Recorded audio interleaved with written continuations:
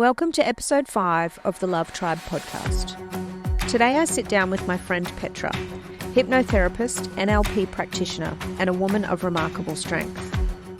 From childhood pain to an eating disorder and a series of abusive relationships, Petra's journey is a powerful reminder of what it means to reconnect with deep self-love. Now in a healthy long-term partnership, she shares how healing the past created space for conscious connection. This one is raw, real, and filled with hope. Let's dive in. All right, welcome Petra to the Love Tribe podcast. You are officially our first guest. So, awesome. Yeah. Very privileged. Excellent. Very excited. Yes. Wonderful. Yeah. So today we're just going to have a really casual conversation about love and unconditional love, all its forms. Yeah. I've got some questions prepared for you, but we're just going to kind of see how things go. And I want you to first just introduce yourself to our listeners. So tell us about who you are. Okay. What you do. Okay. So my name's Petra. I am a psycho-change therapist. So that means I do talk therapy, but along with subconscious work as well, which is hugely effective in getting rid of emotional blocks and things like that. So tied in with the self-love stuff, it's really important to understand your limiting beliefs and all of that, which will have you on your journey that helps you have that in. Helps you draw it in, and have a better understanding of your own reasons why we haven't had that to a degree. Mm-hmm. Then when we understand our own blocks and limiting beliefs, we can then, of course, increase our external experience better. Amazing. So you work with individuals mostly? Mostly individuals and couples. Yeah, I work with a lot of couples lately as well, who are just getting to a point where they need some help because relationships are tricky. Okay. So, yeah, individuals and couples. Yeah. And so do you find that you have, a theme, I guess, or something that kind of does attract or kind of form the foundation of who you work with? Well, like I say, it sort of comes in waves, actually. It's funny because, I did start originally with women and teenagers because that was my drive. I started with body image stuff, which is, of course, a self-love thing as well. Yeah, predominantly. Okay. But then I had an outreach of men who couldn't get the right sort of help for whatever it was they needed at the time, either in other aspects of counseling and therapy. Yeah. So I started to see more male clients, and now with that, of course, the male and female, the couple thing is huge. So a lot of the couple stuff that I do is communication breakdown massively, a lot of intimacy disconnect. So that happens a lot. Yeah. Communication is probably the biggest thing that we deal with, but then of course understanding that when we start a relationship, those wants and needs are very different as the relationship goes through, and then trying to adjust to each other's new wants and needs as we've grown.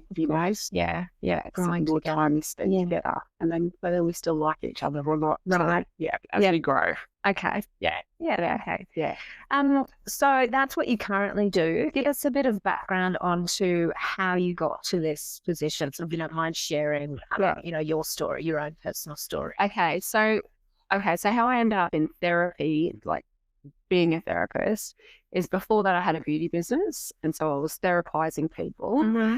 So obviously they were having that external experience of feeling beautiful, but internally they didn't have the connection, so people would sit up, look in the mirror, and they'd be like, oh my God, I feel really great, but the conversation we just had was not that, Amazing. So there was a massive disconnect. So I sort of thought I needed to do something more to help those people, clients, and they become clients, a lot of them, fully grow and understand themselves. Because you were kind of leaving them half developed. They still walk out feeling beautiful, but then they still got that internal battle, Wow, that's amazing. Yeah, so that's what, career path-wise, that's how I got there. But my own journey, I had massive struggle with body image. I had an eating disorder for 15 years, and then thought I'd remedied that, hadn't, led into an abusive, really emotionally abusive relationship, which was about 3 or 4 years, devastating, completely destroyed who I was as a person. Yeah. So the same things were showing up, same themes that were with an eating disorder, but I was allowing somebody else to do it to me instead of doing it to myself. Yes. So it wasn't really about the food. It was about No. the lack of control over yourself. Yeah. Or too much control. What do you think? Lack of self-worth. Right. It was huge. And this is something I see a lot in clients, especially female clients, is that lack of self-worth. So that plays out in a lot of different ways, and it shows up in relationships or different forms of addiction or that kind of thing as well. Yes. But that was mine. Yeah. Okay. And do you look back and think that the age that started, was that based on a family that's upbringing and family issues? Yeah, definitely. Yeah. So when I first had an eating disorder, I was about 15. Okay. And my relationship with my father wasn't great. So he was just worked a lot. He didn't know any better. Like, he was raised very hard, so he raised us that way, sort of emotionally avoidant. Yeah. And I internalized that. So then I was trying to find love and control what I could, but, that come through not eating and over exercising and Yes. for a lot of years. Yeah. And then, of course, then the flow on of that too. So after that really emotionally abusive relationship, I entered into another relationship which was similar to a lesser degree. And then I was like, what is going on here? Why is this too familiar? And I think the theme is me. Yes. So I need to do the work. Common denominator. Yeah. Not just that I'm attracted to shitty people. It's, Yeah. I probably need to do some work. And I did. And it changed, like, my relationships, my relationship with myself, my external relationships, everything shows up differently when you value yourself more. Yeah, absolutely. Yeah. And I mean, obviously that, sounds like a really lovely progression, you did all the things and you made it work, but that's an incredibly hard thing to do. So what do you, because as you know, with this podcast, we talk about, unconditional love. Yes. And that it has a lot of forms within our life. So whether it's relationships with others, but it comes down to our relationship with ourselves. Totally. So self-love is ultimately, it's our inner union with ourselves. It's how we can form our own relationship first. Like you said, the self-worth was the most undervalued, something that you undervalued in yourself. And finding self-worth, though, like how does somebody even go about that? Well, it definitely has to be, you have to spend a lot of time reflecting. And I'll say, like, the most important time that I kind of had to myself was the time I had alone between relationships to do that self-reflection. Yeah. Because it's not, very often it's not modeled to us young. We don't know what that looks like. Mm-hmm. And even if we do have a parent, say, or someone we grew up around who does show that they have value in themselves, it doesn't necessarily meet the same value that we have as an individual. You know what I mean? Yeah. So it is a path. I don't know that you can have that full self-worth. It'd be nice to, like, your self-esteem and value can be there younger, but unfortunately I think it is an age thing where we have to develop it and know what we, like, set some boundaries, experience some shitty things, Yes. Okay, cool, that didn't work for me and I really don't want to part of that anymore. Yes. So now this is what this will be my standard for my relationships, be it partnership, friendships, work stuff, whatever it may be. Yes. Yeah. And you have to, I think personally, you have to learn, you have to get to know yourself. So you have to put yourself into situations that kind of help you grow. So it's like a kind of a burn to learn type of situation, where if you put yourself into a situation in a safe enough environment to kind of work out who you are, take away from that.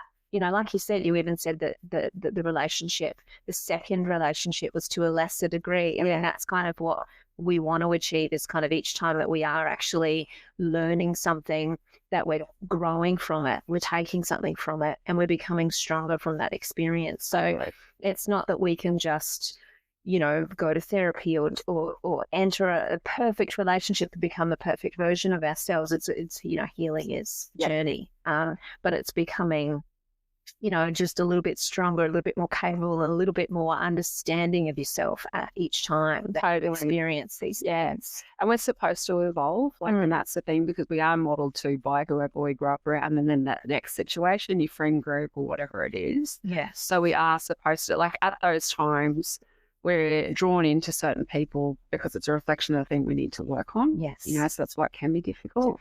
Yeah. Yeah. But the lot of growth years, and the evolution is that's what we're here for, actually. Yes. Like, it's way bigger than just like feeling through, because together we all come to what we're supposed to.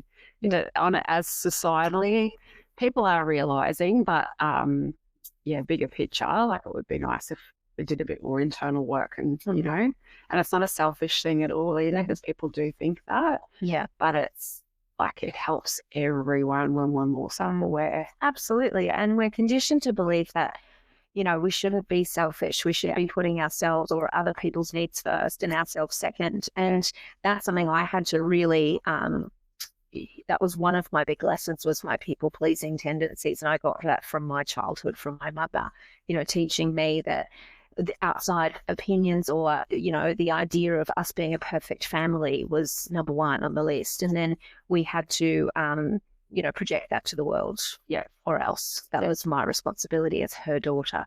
And so, you know, working out your own value. I mean, I sometimes even say, I think in a weird way, I had so much self-confidence from it, because she said, you know, you're my daughter, you are amazing because you're mine. And as a child, you don't really hear that as being, you know, oh gee, that's just a reflection of her. I heard that as, you know, luckily, well, you're amazing, you're great, you've got these great, you know, features, benefits, whatever. But that kind of helped me with a bit of self-confidence. But as I turned that around as an adult, I realized that I became a people pleaser, because I had to keep that impression going.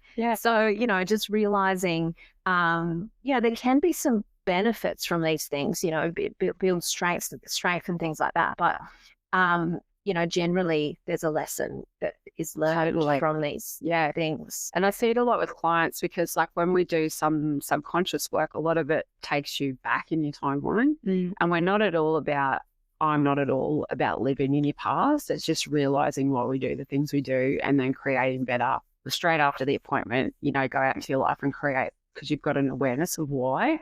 And a lot of people become very hesitant when I'll talk about the fact that it will usually reflect on your relationship with your parents, or the relationship they had with each other as well. Yes. And it's not about blaming it all, because I can see people start to shut down straight away, and they're like, oh, I had a great childhood. I'm like, that's excellent. It's not taking away from anything of that. But as a child, there will be some kind of lack, and our parents didn't know, you know, like they were doing the best they could at the time. And better than their own parents. That's right. Hopefully. And kind of see, you know, as you were saying, with, you know, getting better in your journey along in life, you know, our parents kind of generationally, you know, we as parents, I know I try to just do a little better than what they did. And it's not a judgment thing. It's just learning, you know. Yeah, that's right. Parenting is the hardest. Absolutely. Ever. Like totally is. And and I know for sure. And that's, like I say, like a lot of people do shut straight down, because they're like, I don't want to blame my parents. It's like, it's not that. But once you realize, because like I say, when we do subconscious work and you go back into your timeline, it usually will take you to a childhood memory that you completely forgotten about, you know. And it's like, now I understand why I felt like I wasn't enough in certain situations, or, you know, I didn't deserve love, or I was really sad about that, or whatever it was. But looking back through adult eyes, it alters that feeling as well.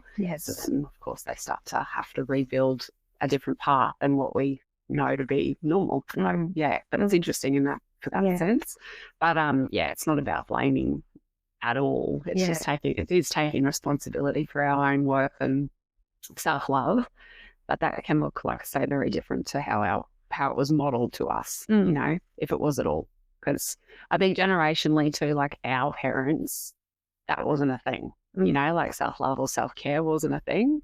Whereas now there's more of we understand the importance of it more, and then trying to show our children that as well. Because there's a crossover too into the next generation where it becomes too far, you know, so trying to get that healthy balance. Absolutely. Too. Yeah, no, definitely. And it's even one of my clients the other day said that she only just came to realize that feeling guilty about stopping and resting is actually like a trauma response. Totally. That guilt feeling that you get from actually taking time for self-care.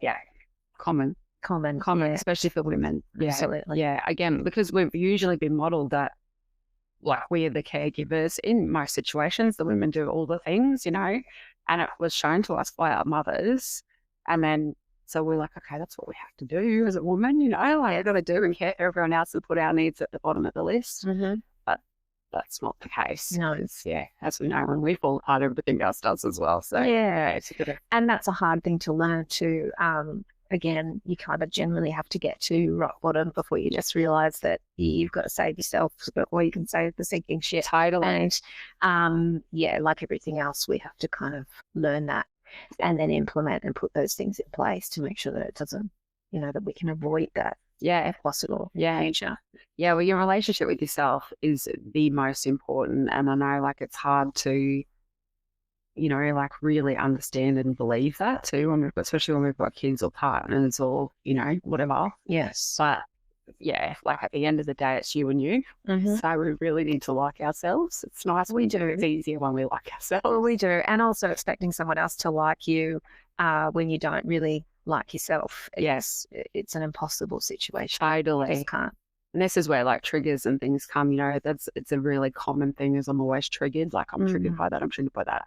But your trigger is yours. Exactly. It's not somebody else's. Yes, you have to deal with that. What has triggered you and work that out. An open wound. Exactly. To have a look at. Yes.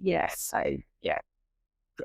Yeah. I know. So let me ask you, so what do you, it's a tough question, I guess, to answer, but what do you think unconditional love, really means to you? Well, I think it starts with yourself for sure. And you have to understand your limits and also that external expectations are placed on us. So there's a lot of things, again, growing up it's always a big part of it. Yeah. That somebody else puts on us, and an expectation is like, there's no real measure either. So we try and live to it all the time, and it can be in all sorts of things, how we're supposed to look, how we're supposed to just manage with people, whatever it is. Yeah. So I think we have to eliminate that, and find our own standard of where we feel comfortable and happy with whatever it is. Yeah. Without being too easy on ourselves either. Sometimes we make too many excuses and, Oh, yeah. You got to push yourself. That's still tough. Yeah. Totally. And look for growth too. Yeah. So I think, unconditional love is that. It's clearing out the noise of everything else that we feel like we're supposed to be and truly understanding who you are without the blocks and all of that. Yes. And then once you fully experience like that real relationship with yourself and really understanding who you are, you do get that back in an external experience and you will more than likely have either be a really great friendship or a partnership where someone's like at the same point, and they're doing their work too. Yeah. But it has to start internally first. Unconditional love is clearing the noise. Yes. And just liking yourself for who you are. Yeah. I think. Yeah. Okay. Yeah. I recently learned, I guess for me, it comes back to the people-pleasing thing, but boundaries. Yes. And I now just see boundaries as so full of love in so many ways. So when we set boundaries for ourselves, so even kind of, how we speak to ourselves, recognizing kind of our self-talk and how we wouldn't allow somebody else to speak like that to someone else or to anyone, we wouldn't speak like that to another person. Yeah. But we internalize these things and we allow it to happen because we're not catching ourselves doing it. But setting those boundaries with yourself, but also thinking, well, what boundary would I set with somebody else in order to teach them how to treat me? And boundaries for me have just given me so much freedom in relationships with people. When I am really aware, so that self-awareness and actually taking a moment. And even just saying, in a situation where, I'm confronted with something that's a little bit triggering. Yeah. Actually just saying, I need a moment. Can I just take some time before I respond? Yes. Or, this is not about you. This is a me thing. Yeah. And just being very transparent. Yes. Saying, this is a moment I need to just kind of have some self-reflection. But then checking in with yourself and checking in with your boundary. And a healthy boundary with someone that you love or you care about in any situation just creates trust and respect. And the idea that the other person then knows what where all the edges are and how they are expected to show up to you gives them strength and confidence in your relationship. So I think it's like the idea that if somebody wants to have a hard conversation with you, they care. Yeah. They care enough to say, I'm going to listen and, I'm going to work out where your boundaries are. I'm going to respect them. Totally. And just really following through with saying, hey, you kind of overstepped my boundary here. Yeah. And resetting, or even just being open to having a conversation about whether your boundary is a little too strict for the other person as well, and then seeing what works. I just find that. Yeah, that's something that presents a lot as well for clients, like just setting boundaries. Because usually it's a free-for-all. Absolutely. It's like, what the hell? And then when we've got to set a boundary, people get very offended, because we're starting to put a limit on what we want to give emotionally, usually, physically too, like, but that trigger in someone else is their trigger. Yes. So when you set a boundary and they're upset by that, it's usually people who've been taken advantage of you not having boundaries. Yes. So maybe that's a relationship you need to distance from then as well. Exactly. So it does. It helps you to kind of, really work out who's there because they care and respect you. Totally. And who's there because they want something from you. Totally. Yeah. And that's the thing with, for sure, self-growth and self-awareness, like emotional awareness, is you will lose people, and that is terrifying for some people. But as they start to grow through it, they understand that has to be part of the process, because there are people we just simply outgrow. Yeah. And when we do start to set boundaries, some people will not align with that boundary at all, But again, once we come back to ourselves and understand that we need to do that to have healthy, and it's usually those people who are completely exhausted, have no time for themselves, that they need to learn to start to set boundaries. When they start to have that time and they're not as exhausted, and they're losing people, they understand why that has to happen, Yeah. But it's usually only the people who have been taken advantage or, will deplete you, who you drop away, and that's fine. Because equally so, as you start to grow, people come in who align with where you're at then as well, So it's work. It works. Yes. And speaking of that, it's very interesting, because I know that that's something we've talked about for years now, is how it's actually okay to let people go. Yes. And I think with the whole, because the concept too of unconditional love can be a little bit confusing for people, because it seems like, well, I've just got to love you no matter what. Yes. I've got to love people no matter what they do to me, which is not the case. No, it's unconditional within the boundaries that you've set for yourself, but that person can absolutely be who they are. Totally. That's what you want for another person, is for them to just completely be themselves and to be allowed to be and to feel safe to be. That's what I believe unconditional love is. But it, like I said, it does come with boundaries, so that person now knows what you expect and they feel safe within that. Because for me, especially growing up, that whole idea that I had to people please all the time, I had no idea who I was within that, because there were no boundaries to that. It was just take from me. I just had to present and be this perfect person. But we've talked so much about how, especially with my own, relationship with my family. And that's another whole podcast, but or 10.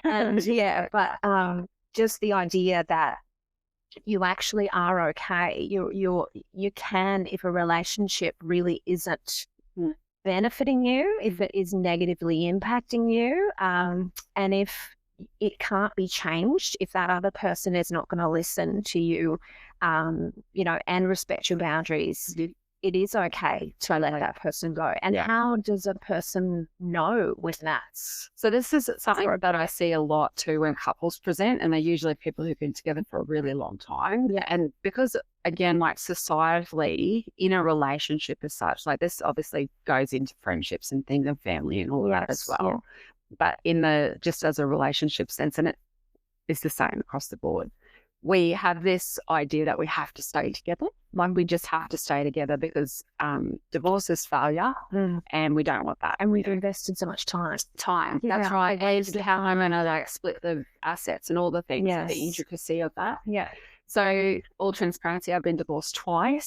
So I was married when I was 21, and and divorced by 23. Yeah. And it was one of those things where I didn't want to be married, but where I grew up, everyone at that age was getting married, and it was like, oh, okay, this was looking to leave school. let's do it. It doesn't feel right, but and that was the kicker when it comes to we got married, and then when it was like, when are you gonna have kids? I was like, no, I can't do this. Like, this is really not what I want to do. So that was the thing for me. Yeah. And then I went into like a relationship further down the track, and he hadn't been married, wanted to be married. We were married for 3 weeks. And I was about you. Well, I ever discussed this. Well, it was one of those things, like I never really even registered it as a marriage. Yeah. Well, I would too. And I didn't want to be married, like, because I'd been married, it didn't work. I never had that urge to like be married. So you were just giving people, your partners what they totally that. Yeah, it's all made him happy, you know. Yeah. And it didn't. He showed more of his true colours like after we were married. And my wife, so you will do this. So I'm out of here. Like, for 3 weeks.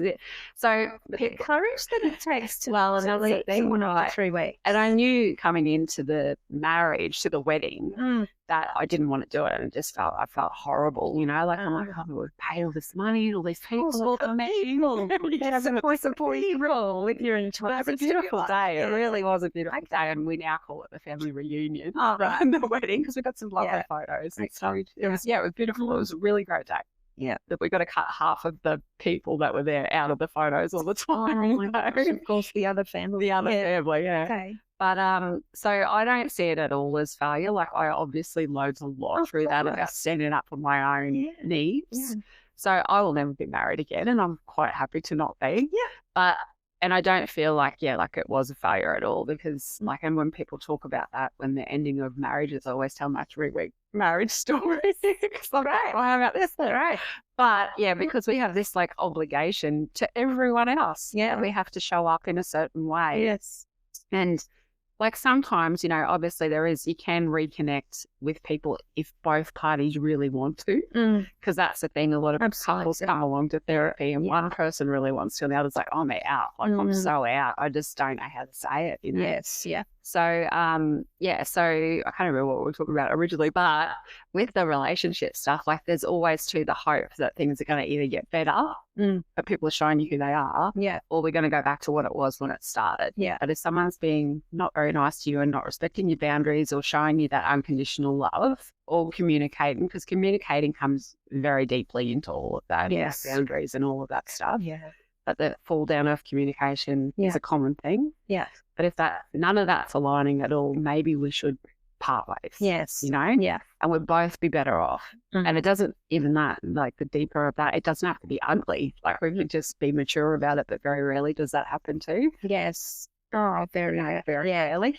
So it was about deciding when we can part with somebody, whether it's family or friend, or like you said, partnerships. We'll get away like after 3 weeks. You just went, no, I'm not doing that. No, that was a lot of red flags. I should have probably pulled in before then. Yeah, but with friendships and things, especially if you've spent so much time with people, they really have, factored into who you are as a person. You look back and you think, oh, that friend was there for all these different things.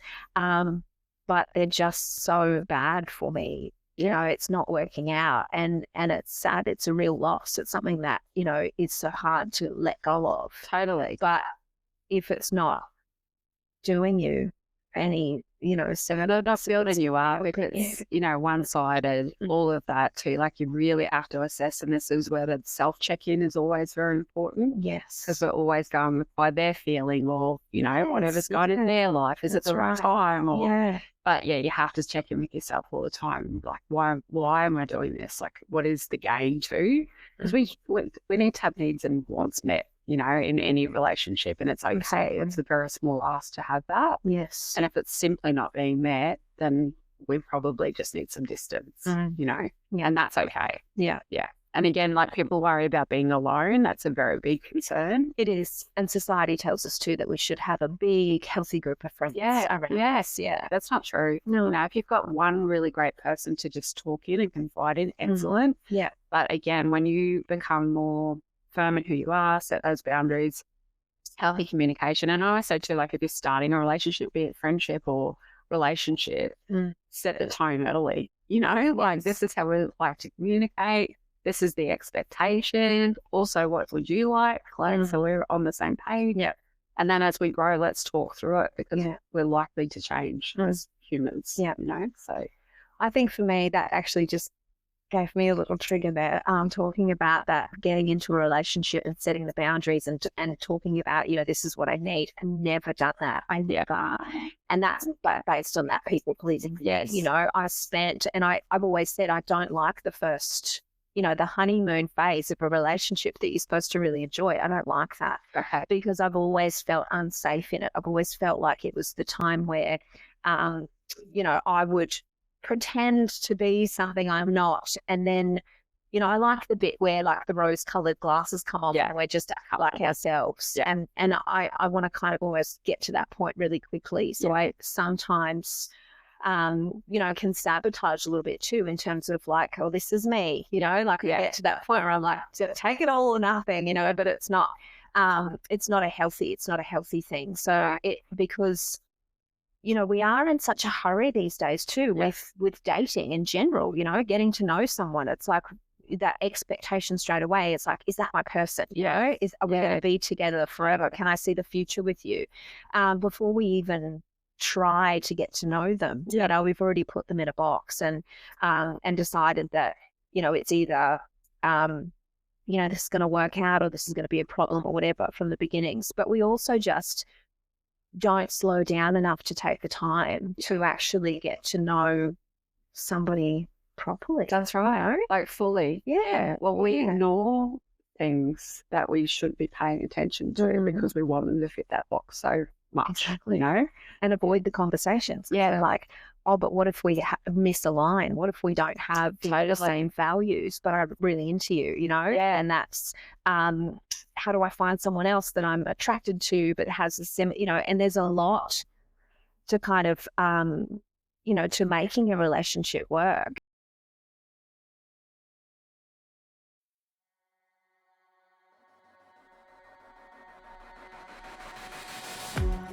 You're listening to the Love Tribe podcast, a space for truth, tenderness, and the kind of love that changes everything. I was guided on this journey, not for praise or performance, but to open the path to unconditional love. The kind of love that holds you, that walks beside you, that proves again and again that love wins. That by trusting something greater, love meets us here, not to complete us, but to walk with us. And when it arrives, it won't just feel like love, it will feel like a promise kept.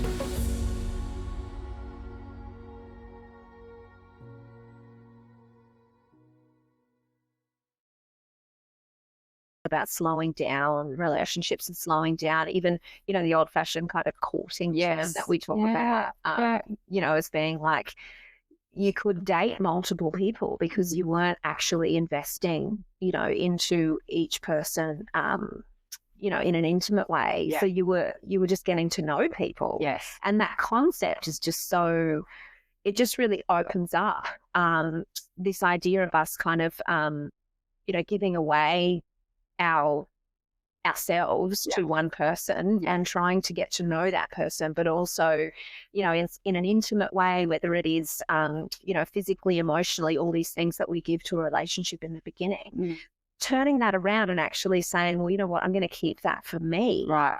Before investing in you, I'm going to find out if we actually do match, if we do have the same kind of idea in life, if we do have the same kind of morals and standards and if we fit, our future fits together to an extent, like you can't predict all of these things, but taking that time, and that's kind of my focus that I've come to after, if you've listened to the podcast episodes, where I've just put everything out there. But, that idea that this is my focus now is slow love and conscious connection. So actually really getting to know someone, before you invest all of these other things, whether it's physical, emotional, anything, totally give to someone. Well, that blurs it, right? It does. Especially once we start to, have sex and have that physical connection. Yeah. It's all exciting, but that actual connection can get lost. Absolutely. But there Especially is for women. very much. Yeah, that's the difference. I was about to say, like, men, they do have that for connection. Like, they do actually need that for connection. Whereas we,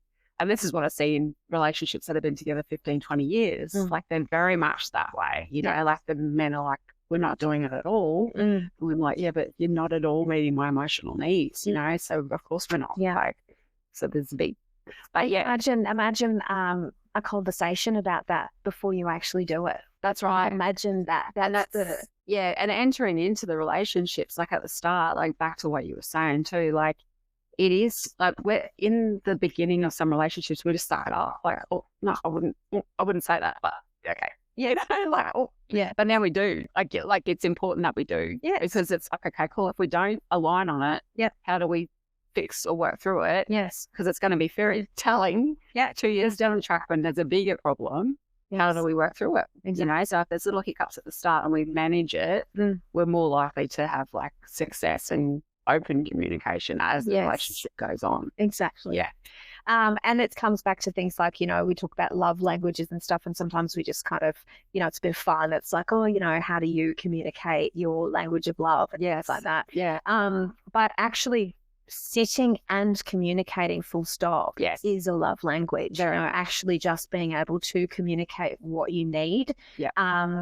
You know, and putting yourself into those scenarios before they actually happen in a conversation, just build such a strong foundation. Yeah, it really does. If you can communicate and get through anything. Yeah. But something really important to remember around communication, and because like I do NLP, which is neuro-linguistic programming. Yeah. So linguistics, a language, and the way we've been programmed. Yeah. So everybody's is different, like the way that we've been programmed. So people actually view the world very differently, and that shows up in their communication. Yes.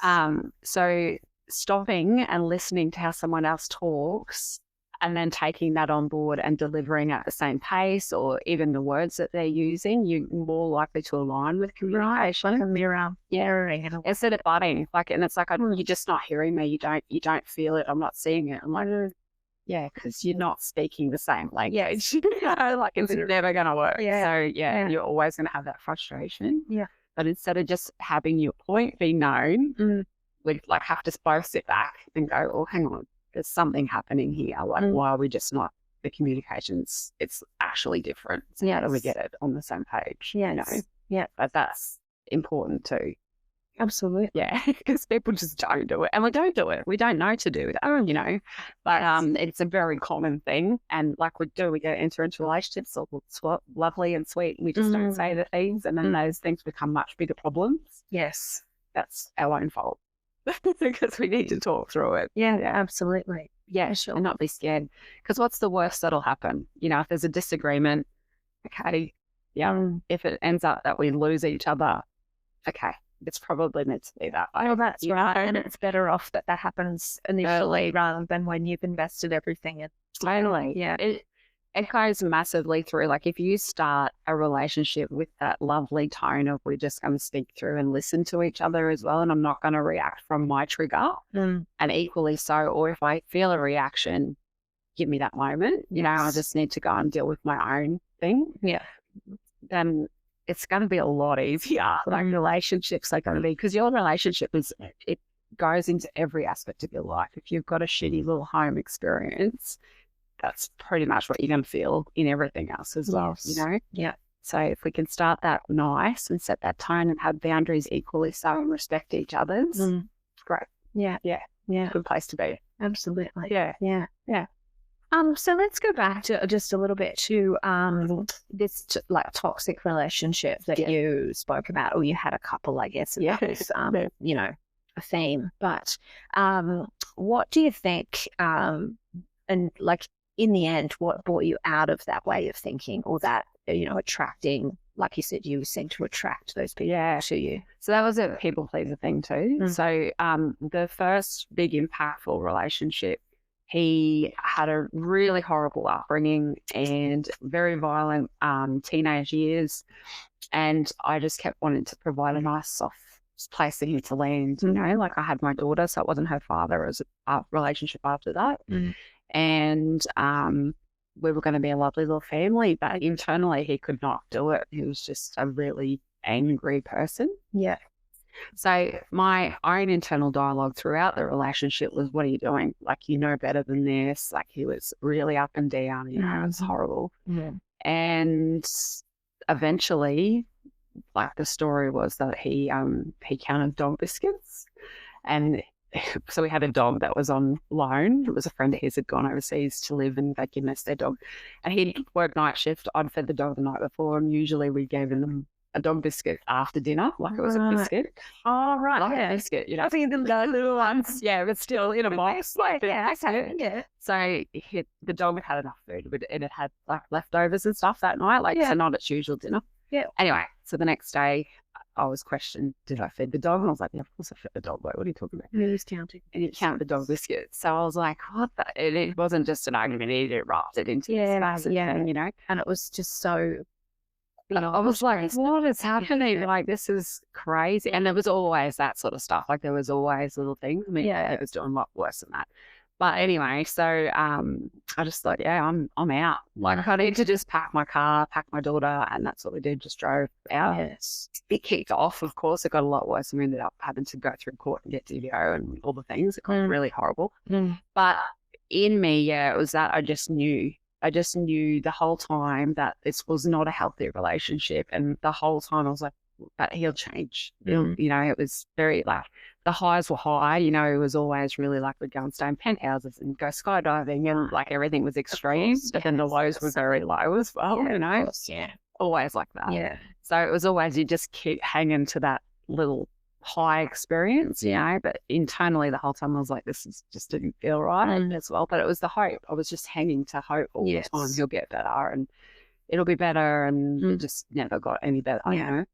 And the idea of starting again, you know, your own. Totally. If you don't love yourself, that was it. You're the last person you want to spend time with. Totally. And I had a young daughter, you know, so I was like, and so the way that it happened, before that I was a freelance journalist. I was a journalist, and so I was working for a paper, and so we moved to a small town, or he moved me to a small mining town. Yeah, right. Yeah, so then I became freelance. Yeah, so then I was more reliant on him financially as well. Okay. So he, of course, cut that off very quickly. So then I was like, what am I going to do? Like, yeah. So I just left. But the rebuild, the time between that and then the next relationship was probably the best time of my life besides now. Just time with my daughter, you know, trying to find out who I was and all the things. And then, like I say, a similar relationship come in after that, but it was lesser, and I pulled the pin quicker. Yes. Because I was like, doing this again. It felt very familiar. Yeah. But yeah, the knowing through that was not listening to my intuition either, which is what a lot about what I teach. Yes. We do that very commonly. Yeah. But it's there to keep you safe. Absolutely. Every time we go against it, it's not going to work out well. No, and it didn't. Yeah.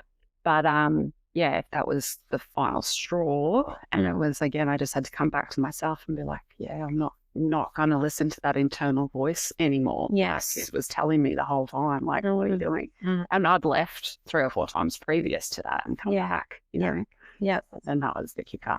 That's a tough thing, actually, to teach people, or to kind of explain to people, is the difference between like what is intuition and what is potentially you know, something negative, like negative self-talk that's telling you. Yeah. Because, you know, we kind of say trust your gut, and then people are like, what does that mean? What does that feel like? Yeah.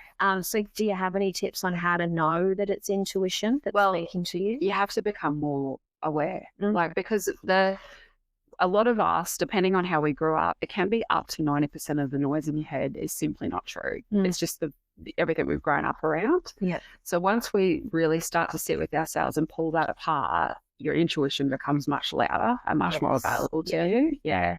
So it's that trust, you know, when we've ended up in situations where we feel like we went against it, or how do I ever trust myself again? Like, I've had a shitty relationship. How do I go into something and know that it's not going to be the same?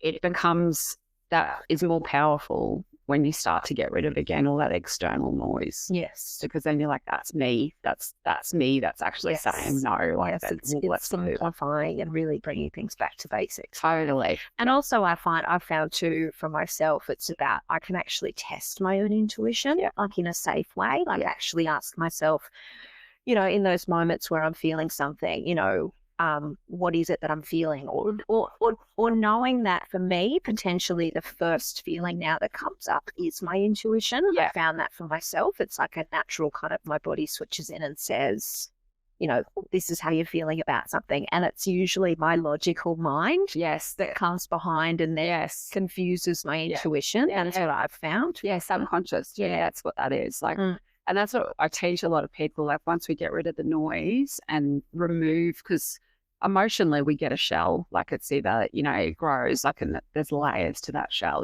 so it can be sadness, anger, resentment, frustration, all the things that bound us into who we are at this time. Yeah. But as we start to unravel that, then that becomes very clear, that subconscious, so you can tune into yourself and ask, what do I need to do? Like, what do I need right now? Who's this person? Is that right? And that sort of stuff. And your subconscious will give you a very direct answer. Yes. But again, it's learning to know, that's, like, we all have it, but some people don't believe it. Yeah. Which, okay.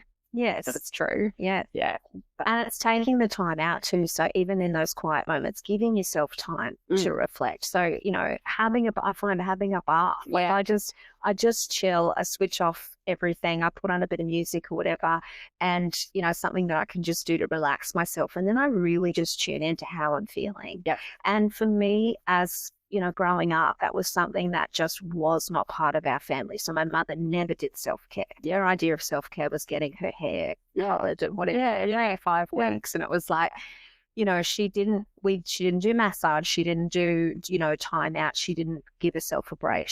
She was just constantly on, but with that came the guilt of, I'm doing everything for you, nobody appreciates it, the martyr type thing. Yeah.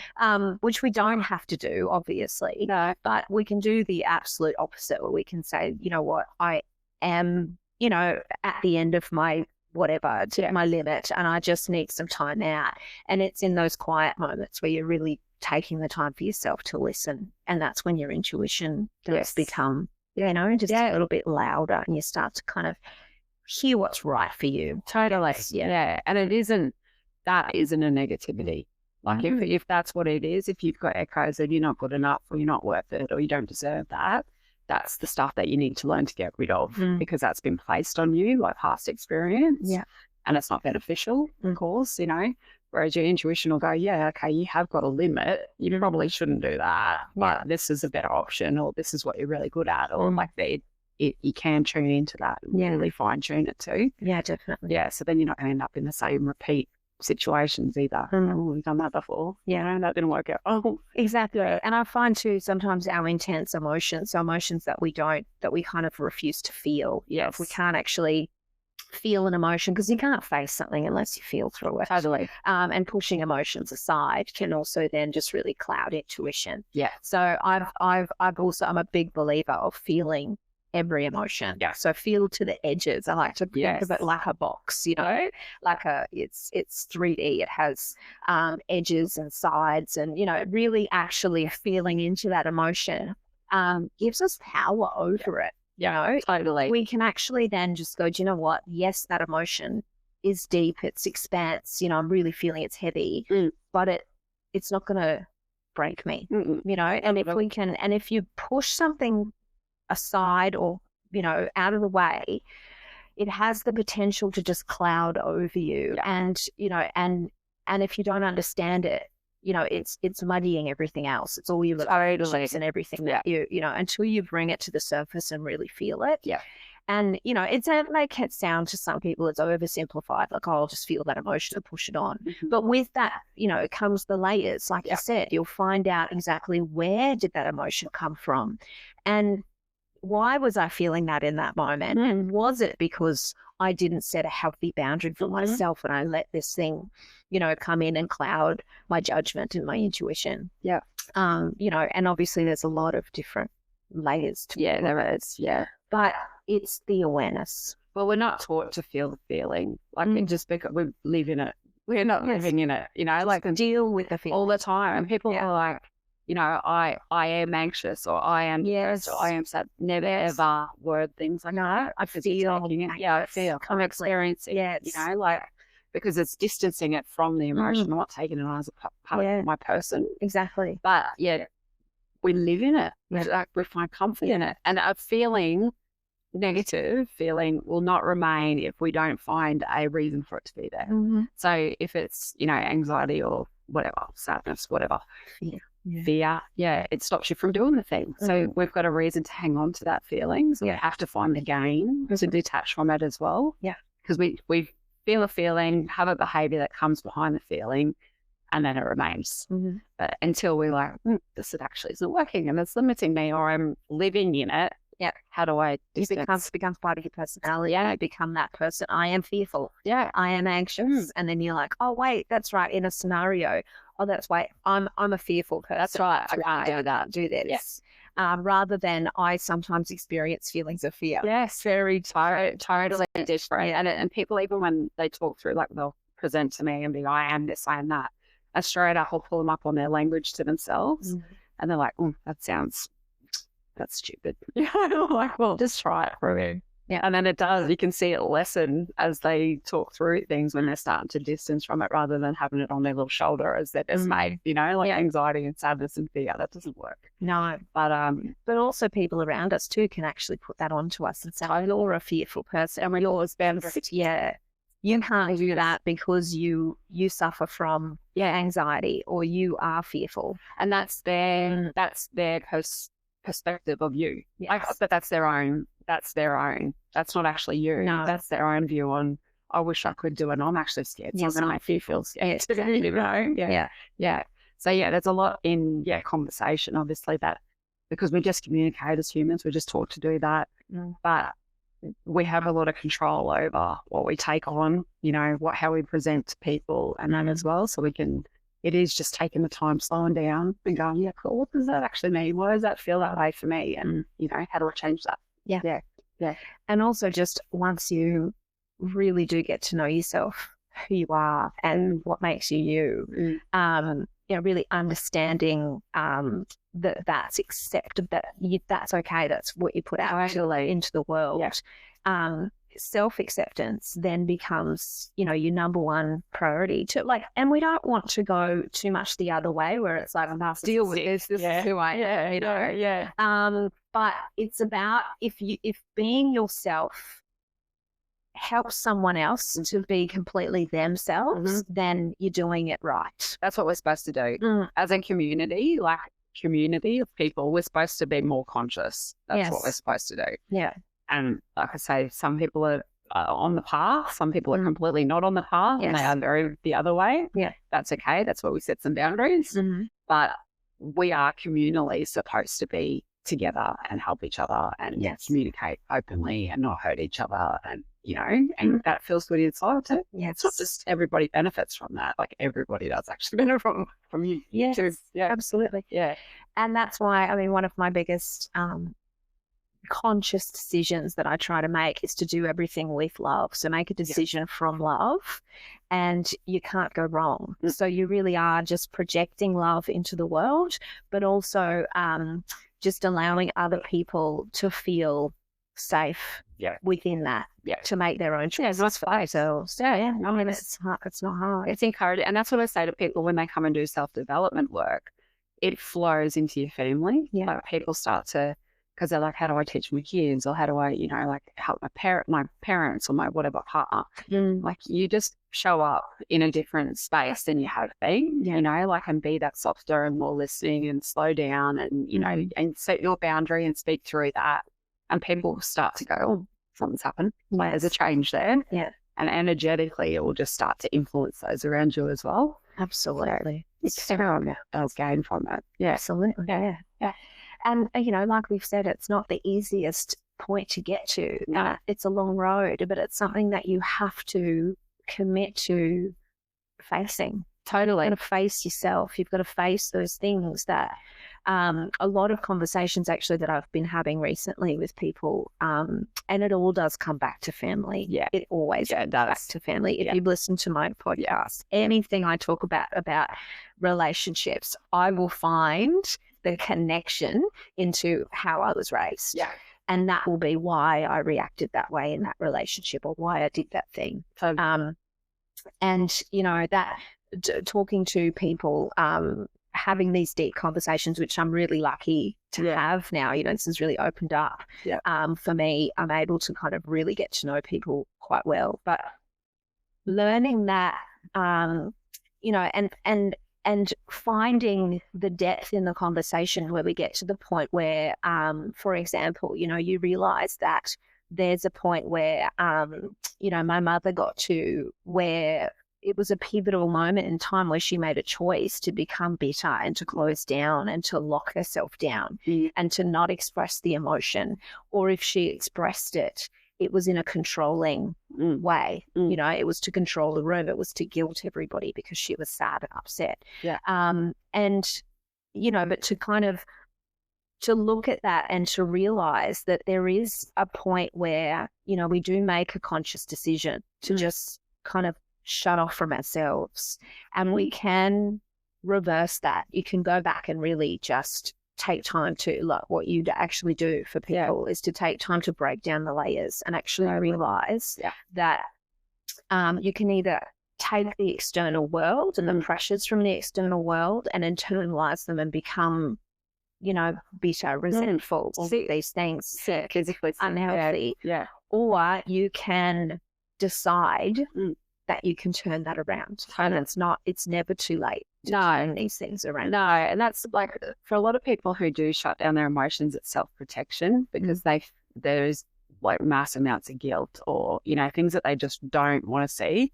So it's just easier or just internalize it. Yes. So, but in the end, it's only hurting themselves, as well. Like obviously their relationships around will be affected.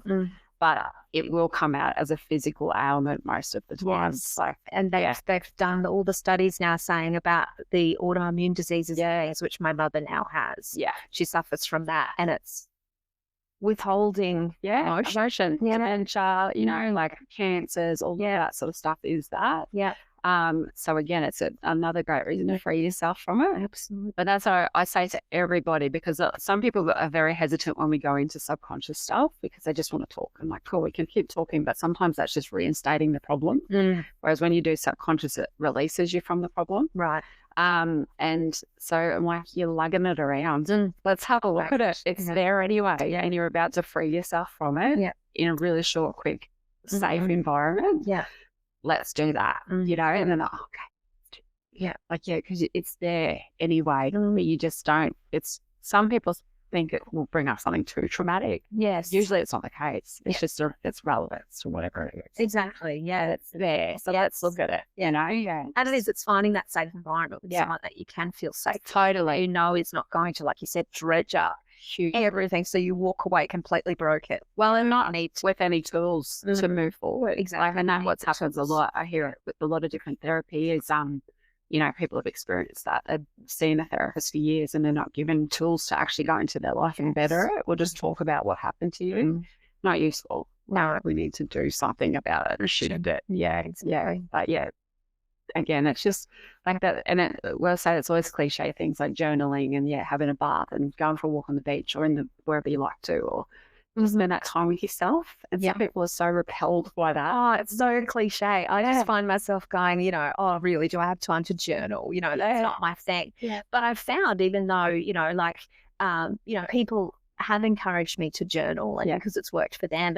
And I sit down and I'm like, I just can't do it. It's not for me. But then I realized that I found that voice memos. So I just talk whatever words and then discard it, or maybe I'll listen back to it later.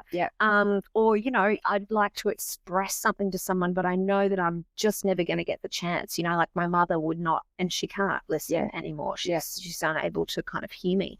But I'd like to say these things to her, so I just let them out. And expressing them is so powerful. But, journaling's not my thing, but I've found something else. Maybe it's art, maybe it's something that you just want to doodle on paper to music, or, I have a gym playlist that's just all heavy metal. I just go to the gym and just put it on and just get all the feelings out. So find something that works for you. It doesn't have to be airy fairy. It doesn't have to and that's that scented candles. Expectation thing too. Like it's that same thing of just finding your own. You know, like, because we have that thing of like, oh, it's got to be this. I have to go to the gym, or I have to. No, do what fits. Like, Go for a walk and actually just totally bird watch, or, you know, like, whatever, Fine. like, let's lay on the grass and stare at the clouds. And some people they don't even know what that is, like what that thing is for them. Yeah. But it's a good opportunity to try and find something. Yeah, you know, that's right. It doesn't have to be a box. Something that's not scrolling on your phone and just Reconnecting. Spend 5 minutes with yourself. And I find it with people who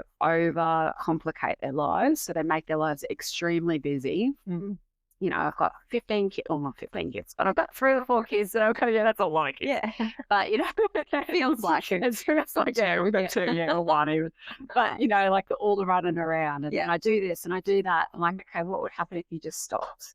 Oh, I don't do that. You know, I'm like, no. Okay, why are you running from yourself? Can't stop or never get up again. Yeah. Yeah, you will. Why are you running from yourself? Exactly. We only create that chaos to have a disconnect from ourselves.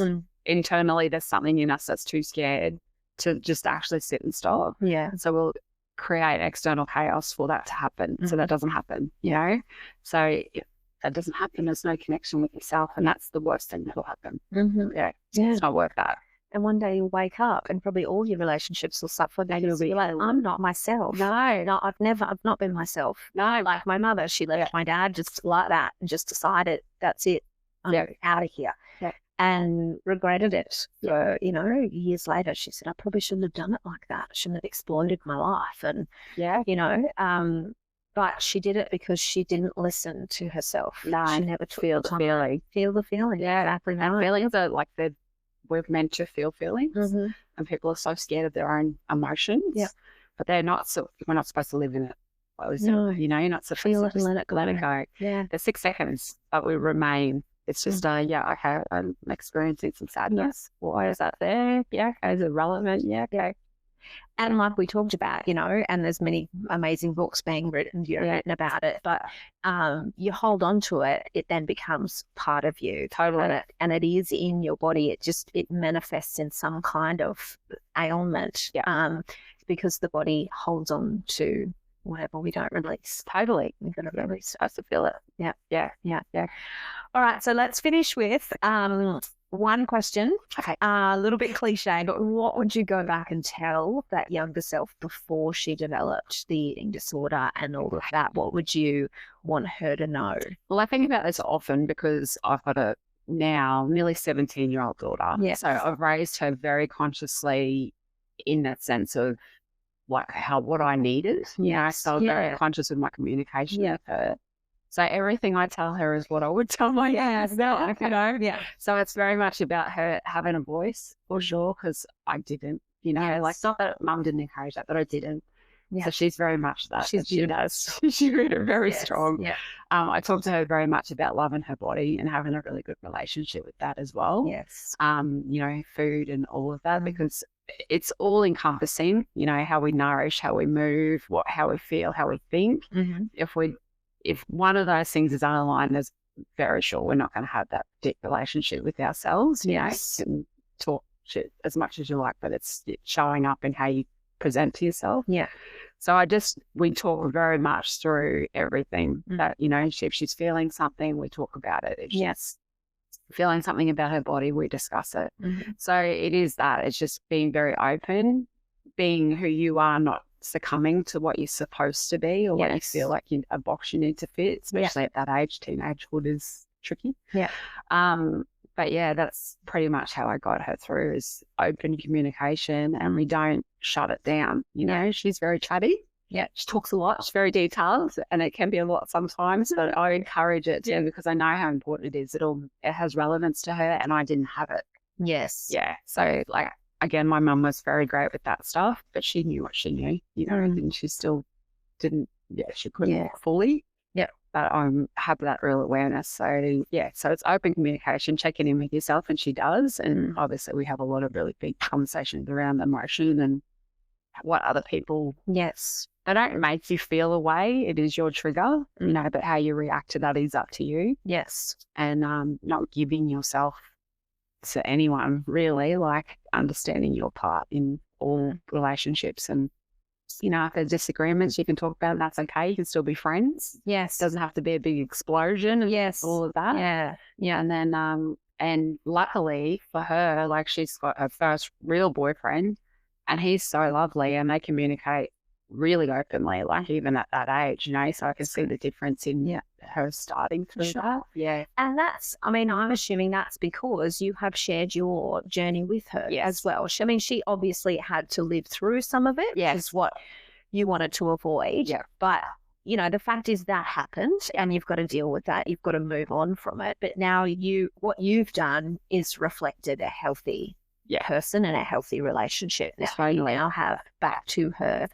You know, because you can speak as much as you like about what they should and shouldn't do, but until you actually model doing it and living it, is what she sees from you. Absolutely, yeah. And I was very conscious of that because with a lot of parents that I work with too, like, you know, they're always trying to protect their kids, but I spoke through age appropriate, obviously. Yeah, like when Talia was very little with that first situation.